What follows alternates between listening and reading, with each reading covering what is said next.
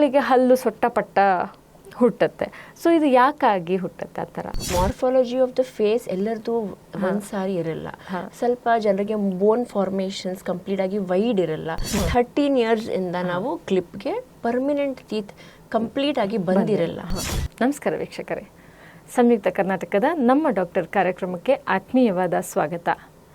ಹಲ್ಲಿನ ರಕ್ಷಣೆ ಬಗ್ಗೆ ನಾವು ಹಿಂದಿನ ಸಂಚಿಕೆಗಳಲ್ಲಿ ಸಾಕಷ್ಟು ಮಾಹಿತಿಯನ್ನು ನೀಡಿದ್ದೇವೆ. ಇಂದು ಮಕ್ಕಳ ಹಲ್ಲಿನ ರಕ್ಷಣೆ ಬಗ್ಗೆ ಒಂದಿಷ್ಟು ಮಾಹಿತಿಯನ್ನು ತಿಳ್ಕೊಳ್ಳೋಣ.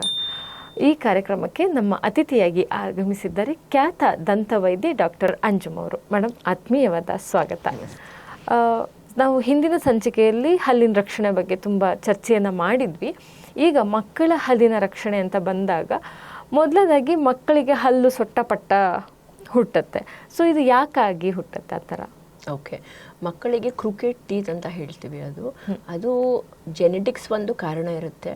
ಸೆಕೆಂಡ್, ಅಪ್ಲಯನ್ಸಸ್ ಹ್ಯಾಬಿಟ್ ಇರುತ್ತೆ. ಅವ್ರಿಗೆ ಟಂಗ್ ಥ್ರಸ್ಟಿಂಗ್ ಹ್ಯಾಬಿಟ್ ಅಂತ ಇರುತ್ತೆ. ಬೇಸಿಕಲಿ ಸ್ವಲ್ಪ ಮಕ್ಕಳು ಟಂಗಿಂದ ಪುಷ್ ಮಾಡ್ತಾರೆ ಹಲ್ಲಿಗೆ, ಅದರಿಂದ ಹಲ್ಲು ಕ್ರೂಕೆಡ್ ಆಗಿರುತ್ತೆ. ಥರ್ಡ್ ರೀಸನ್ ಏನಂದ್ರೆ ಜಾಗ ಕಮ್ಮಿ ಇರುತ್ತೆ, ಹಲ್ಲಿಂದ ಹಲ್ಲತ್ರ ಜಾಗ ಕಮ್ಮಿ ಇರುತ್ತೆ, ಅದರಿಂದಾನು ಹಲ್ಲು ಕ್ರೂಕೆಡ್ ಆಗುತ್ತೆ. ಆ ಜಾಗ ಯಾಕೆ ಕಮ್ಮಿ? Basically morphology of the face ಎಲ್ಲರದು ಒಂದ್ ಸಾರಿ ಇರಲ್ಲ.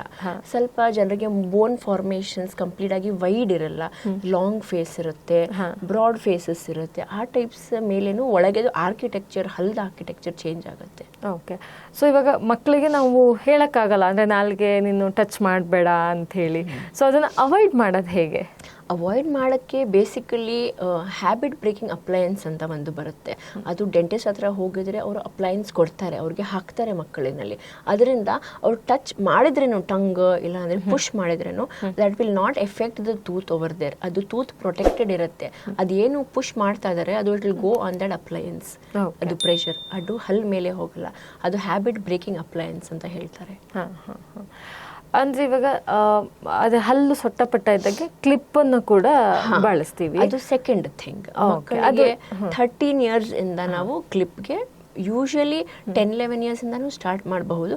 ಬಟ್ ಅಲ್ಲಿ ತನಕ 13 years ತನಕ ಪರ್ಮನೆಂಟ್ ಟೀತ್ ಕಂಪ್ಲೀಟ್ ಆಗಿ ಬಂದಿರಲ್ಲ. So we will wait up to the age of 13 so that all the permanent teeth have come up.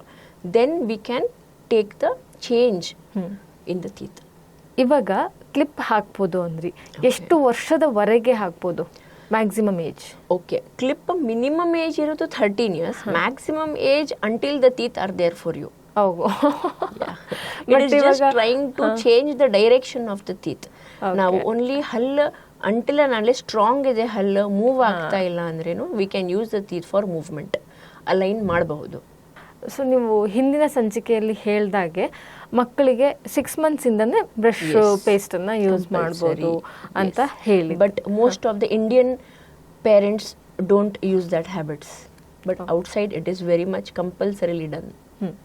So ಇವಾಗ 6 months ಇಂದ ಹಲ್ಲು ಹುಟ್ಟೋಕೆ ಸ್ಟಾರ್ಟ್ ಆಗುತ್ತೆ. ಸೊ ಫಸ್ಟ್ ಟೀತ್ಸ್ಗಳು ಯಾವಾಗ ಬೀಳೋದು ಅಥವಾ ಅದು ಆ ಪ್ರೋಸೆಸ್, ಸೆಕೆಂಡ್ ಪ್ರೋಸೆಸ್ ಯಾವಾಗ ಸ್ಟಾರ್ಟ್ ಆಗ, ಯಾವ ಏಜ್ ಗ್ರೂಪಿಗೆ? Okay, basically first teeth start ಆಗೋದು 6 monthsಗೆ, ಬೀಳೋದು 6 yearsಗೆ. ಓಕೆ, ಸೊ ನೆಕ್ಸ್ಟ್ 6 years ಇಂದ new teeth starts. That is the first permanent teeth comes up.